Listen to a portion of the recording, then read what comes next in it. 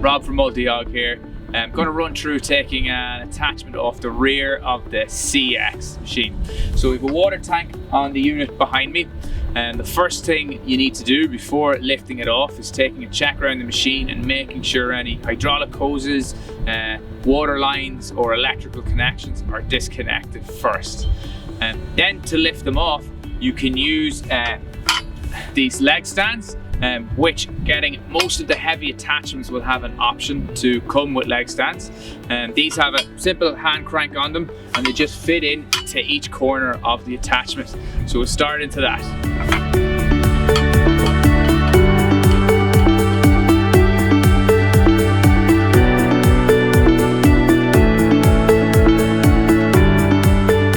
Alright, so all four legs are in, and now before we crank them down to the ground, we want to remove the locking pins on the rear bed rails. So you have four of those, two on each side.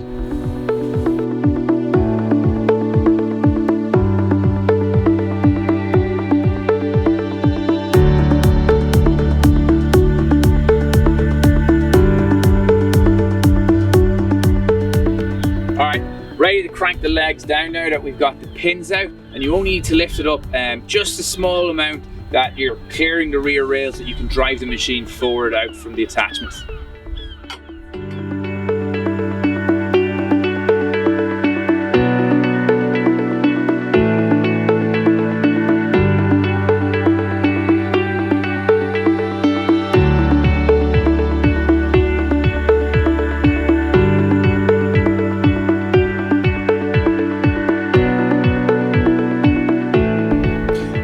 So we have it lifted up enough so that it's clearing the rails, and before we drive out you always want to just do a second check and make sure all your lines are disconnected.